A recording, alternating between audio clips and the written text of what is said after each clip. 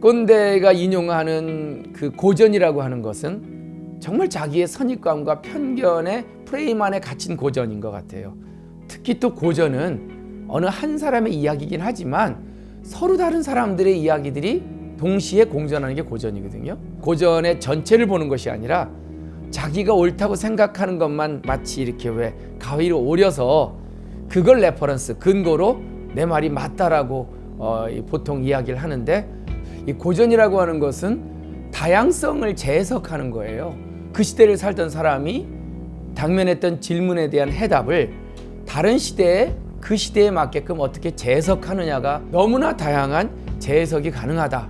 자기가 갖고 있는 선입관, 편견 이런 것들을 아주 무장을 해서 그거에 부합한 것들만 단장취의라고 하죠. 장을 끊고 내가 원하는 것만 끌어내서 그걸 근거로 설득하려고 하는 그런 자세는 고전에 대한 제대로 된 해석이 될 수 없다. 다양성이라는 것이 좀 고전의 굉장히 중요한 기저라고 보는데, 어느 한 시대에만 통용되는 그런 어떤 진리가 아니라 정말 다양한 시대에 다양한 방식으로 해석될 수 있는 게 고전이라면, 동양 고전의 대표적인 두 고전학자 중에 이제 공자와 노자가 있는데, 공자라는 사람이 갖고 있는 관계에 대한 가장 중요한 관점은 끊임없이 채우라는 거예요.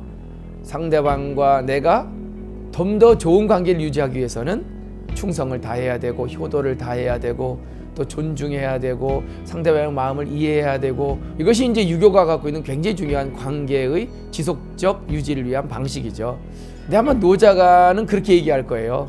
아니야, 어쩌면 더 좋은 관계라는 약간의 비움이 있어야 돼.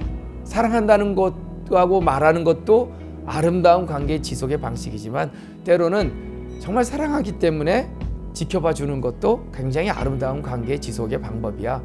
그러니까 고전이 재밌는 게 관심 가져주는 것만이 답이다라고 하면 진리관이겠지만, 서로 다른 고전을 썼던 학자들은 서로 다른 방식을 얘기해요. 그러니까 인문학자로서의 갖고 있는 진리관은 진리는 없다. 그 시대의 사회적 배경, 상황, 또 그 시대를 살아가는 사람들의 가치에 따라서 끊임없이 진리는 변화한다 라고 하는 관점을 제가 갖고 있습니다. 그동안 우리 현대사회가 갖고 있는 한국 사회의 관계의 관점은 희생이었던 것 같아요. 부모는 자식을 위해서, 또 다시 자식은 부모를 위해서, 정말 이 세상을 위해서, 이 나라를 위해서 희생이 굉장히 중요한 관계를 유지하는 방식이었다면, 이제는 좀 프레임이 바뀔 때가 되지 않았느냐. 관계라는 게 뭐 영원히 좋을 수는 없겠죠. 부모 자식과의 관계든 사랑하는 사람과의 관계든 관계는 일종의 사이클이 있는 것 같아요. 고전이라고 하는 인문학 정신은 그 관계의 사이클을 인정하라는 거예요. 그래서 대학에 그런 말을 해요. 너부터 사랑하라는 얘기예요. 그래서 우리가 왜 수신제가 치국 평천하라는 말, 나를 사랑하지 않고 어떤 관계가 아름다울 수 있냐는 거죠. 그래서 나는 관계의 시작점을 나로부터 본다. 그 말의 핵심이 그거거든요. 너와의 관계를 최선을 다하고 그리고 나서 네 이웃과 네 사회로 관계를 확장하라. 이런 관계의 확장적 모델의 시발점은 바로 나로부터의 시작이라고 얘기를 합니다. 영원한 관계는 없다. 만남과 헤어짐은 끊임없이 관계의 한 존재 방식이다. 그러니 내 곁에 없다고, 그 관계가 멀어졌다고 그것을 슬퍼하거나 더 나아가선 상처날 이유가 없다. 나부터 나를 더 사랑하고 나의 자존감을 높였을 때 정말 더 좋은 관계들이 확장해 나갈 수 있을 것이다.